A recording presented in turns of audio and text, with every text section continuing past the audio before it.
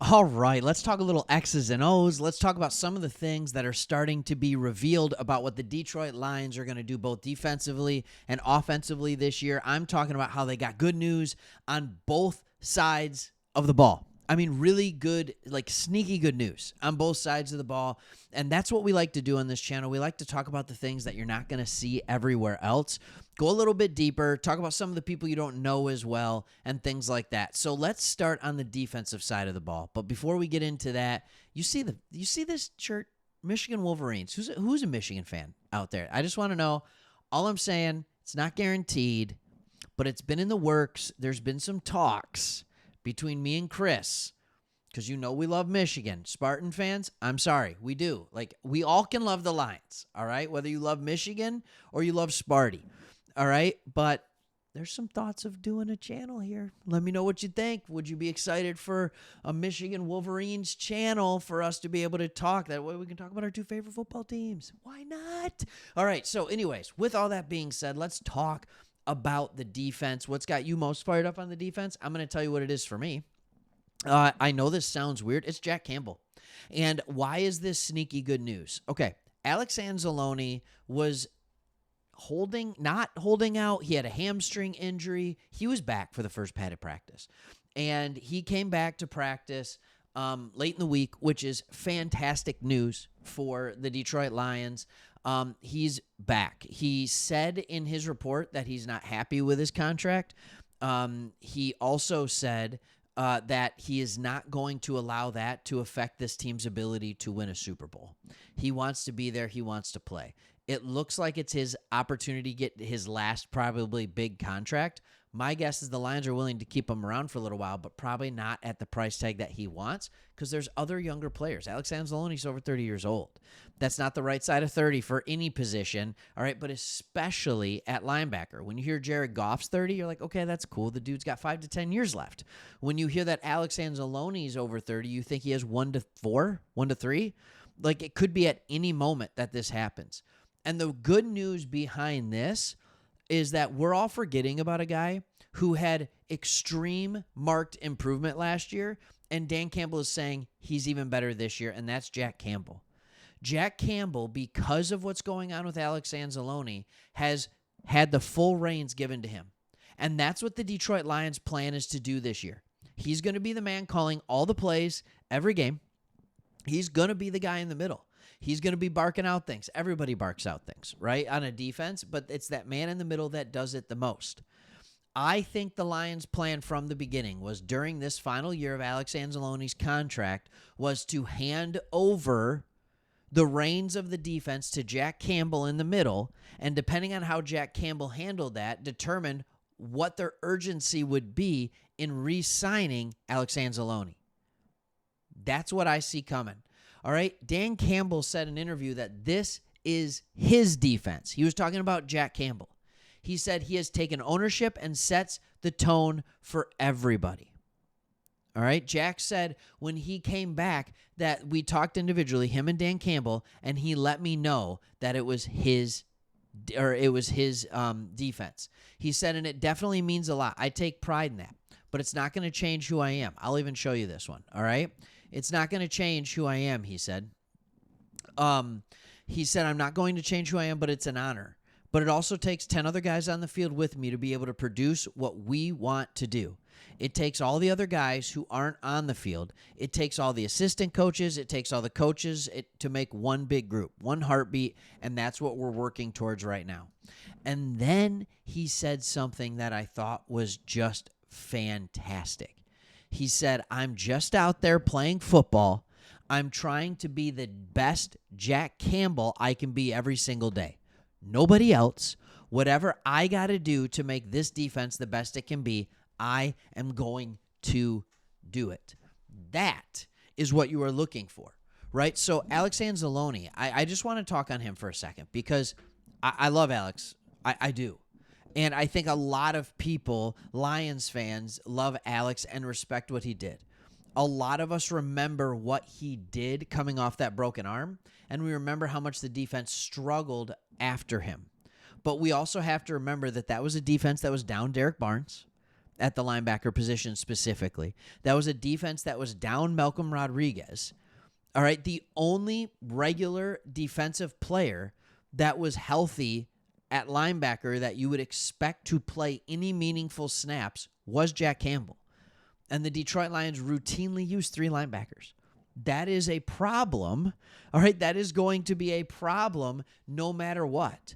So him coming back is exactly what we needed, and he played awesome against the Vikings, but it still wasn't enough on defense to not give up like 45 points to the Commanders. Now, I understand that's a small sample size, but it's time to move this stuff over. And I think that's why we brought in Cunningham, because it's another veteran linebacker, like in case something happens. That's why we brought in Stewart, because we know Malcolm Rodriguez is going to be taken halfway through the season in order to come back. Maybe. There's rumors that it could be earlier. All right, so that's the good news on defense, is that the holdout it's not a holdout, right? He's back. He's going to be in camp. It's not going to affect our chances at a Super Bowl. And I think it's good news because I got to be honest with you, I'd have been devastated. Not devastated. I would have been bummed if the Lions came out and handed Alex Anzalone like a 3 or $45 million extension, like to an aging linebacker. I think the Derek Barnes extension was a writing on the wall for what was going to happen to Alex Anzalone. And now he sees Jack Campbell getting the green dot, and it's got to be this reality of like, oh, okay, yeah, that's probably not going to be a good thing. All right, let's talk about the other side of the ball on for him, that is. Let's talk about the other side of the ball on the offensive side. The new coordinator. John Morton, has come out, and he is using something that has all the beat reporters super excited. And I want to take you back into a time machine to last year, right? This is a carbon copy of what we were hearing last year, what Ben Johnson was going to do, which was he was going to do more 2-back sets. So 21 personnel, 2 running backs and a tight end. Right? And so maybe there's only 2 wide receivers on the field, but more 21 personnel. And the question everybody's asking is, why is 2-back sets, why is it so great? Okay, well, there's the obvious rookie answer, which is, well, then you get both Montgomery and Gibbs on the field at the same time. And if you want, you just have St. Brown and Jamison Williams. So you can make the argument that Montgomery or Gibbs, whoever you consider the second back in there is going to be a more dynamic playmaker than whoever the third wide receiver is going to be. But people will also ask the question, like, because that's the easy answer. But there's also the more in-depth answer. The more in-depth answer is talking about what you do and how the defense reacts. So the defense subs based on the offense's package. So if the offense is going from, 1 tight end, 3 wide receivers, and a single back to 1 tight end, 2 wide receivers, and 2 running backs. If you put 2 running backs out there, oftentimes the defense is going to come out in their base defense. A base defense is almost always in the NFL a 4-3 or a 3-4 defense. That means 3 or 4 down linemen and 3 or 4 linebackers. Really that simple. All right, that's what the base is. So then what you can do off of that is you can then bring Jahmyr Gibbs out into the slot, and now you have Jahmyr Gibbs on a linebacker. It's that simple. And so you can take advantage of it, or you can bring Jahmyr Gibbs out wide, bring St. Brown back into the slot. No matter what you do, you have an advantage on the defense. So let's say you take advantage of the defense with this. So what their response to that is when you go with two running backs, they stay in nickel, right? Which means that they're going to have 5 defensive backs. Well, now you run the ball.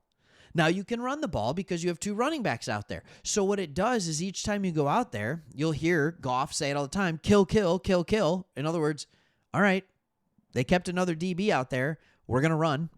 Or, all right, they're all linebackers. We're going to pass. And they'll have a pass and a run called each time they go to 2-back sets. And it just makes us more multiple. And so those are some of the sneaky good things. And then I'm watching, there's a video of Goff hitting Gibbs on a deep ball. And I'm just like, yes, but this is the time machine that I want to take you back in. Last year, remember, right about now, what happened to Jahmyr Gibbs? He tweaked his hamstring. Might have even been earlier. Might have been right away. And he tweaked it while running a route. He said he strained for a pass a little bit and probably just stretched a little too far and tweaked it. Now, here's the thing about that. he was not able to practice for 2-3 weeks, if I remember, back in training camp last year. So all that time, that the whole plan was for him to get in and to work on these routes and get this route tree and try and make him more of the Swiss Army knife, like a Christian McCaffrey or Devon Achane, right, in Miami. Like, this was the idea for him. They couldn't do it because he got hurt. And so it really never became a part of the game plan for us. So that's what we're hoping for. That's what we're praying for, is good health, right? Is that he can stay healthy, no hamstring things. So, because when I'm watching videos of Goff and Gibbs working and catching passes together, I get very, very excited about how multiple this offense can be. It does it even more.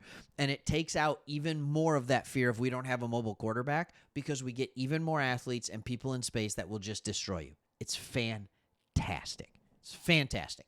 So that's the good news on both sides of the ball. And we appreciate you watching. Let us know what you think if we start a video here about, or a channel about the Wolverines, and we'll kind of go from there. Thanks for watching. Oh my goodness. I just realized as I'm recording this right now, we're only 4 days away from the Hall of Fame game. Thank you so much. Have a good day.